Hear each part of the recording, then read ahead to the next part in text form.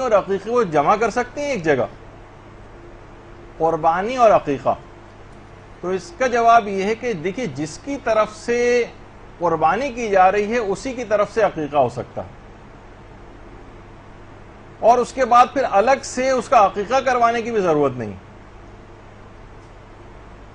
عقیقہ آپ کو پتہ ہے ویسے تو 7ویں روز مستحب ہے، لیکن اگر نہیں 7ویں روز کسی وجہ سے ہو سکا تو بعد میں کبھی بھی کروایا جا سکتا ہے۔ بہت سارے افراد ایسے ہیں جن کے عقیقے نہیں ہوئے، یا ان کو یاد نہیں کہ عقیقہ ہوا تھا یا نہیں ہوا تھا، اس زمانے میں ایسے حالات تھے کہ ہمیں نہیں یاد رہا، اور اب ہم عقیقہ کروانا چاہ رہے ہیں، تو جانور تو لے کر آئے ہیں عید قربان پہ ذبح کے لیے، تو کیا ہم اس میں عقیقے کی بھی نیت کر سکتے ہیں؟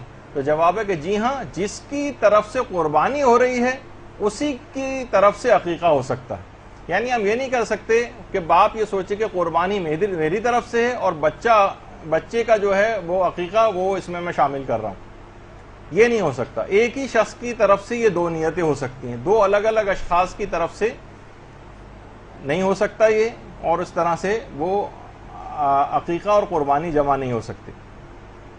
اچھا، اب اس کے اندر ایک مسئلہ اور آتا ہے کہ چلیں ٹھیک ہے، ہم نے اپنی ہی طرف سے قربانی اور اپنی ہی طرف سے عقیقہ کر دیا، یا بچے ہی کی طرف سے قربانی اور بچے ہی کی طرف سے عقیقہ ہو گیا، تو اس میں حکم کس چیز کا لگے گا؟ کیونکہ دیکھیے، عقیقے کے تھوڑے سے احکامات الگ ہیں۔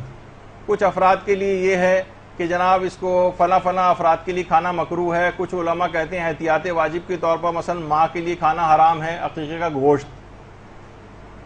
وہ فقہی مسئلے عقیقے کے اپنی جگہ۔ تو کون سے احکام، جب ہم دونوں کو ایک جگہ پہ جمع کریں گے، دونوں چیزوں کو ایک جگہ پہ جمع کر رہے ہیں، یعنی عقیقے کو اور قربانی کو، تو حکم کس چیز کا لگے گا؟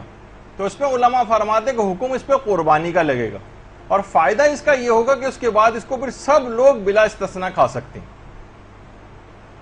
ایک یہ فائدہ ہوگا، ورنہ اگر عقیقے کا ہوتا تو کچھ کے لیے مکروہ ہوتا، اور کچھ کے لیے، کچھ مراجع کے نزدیک احتیاط واجب کے طور پر ماں کے لیے جائز نہ ہوتا، تو وہ والے مسئلے اس میں سے ختم ہو جائیں گے، پھر اس پر عام قربانی کے احکام جاری ہوں گے۔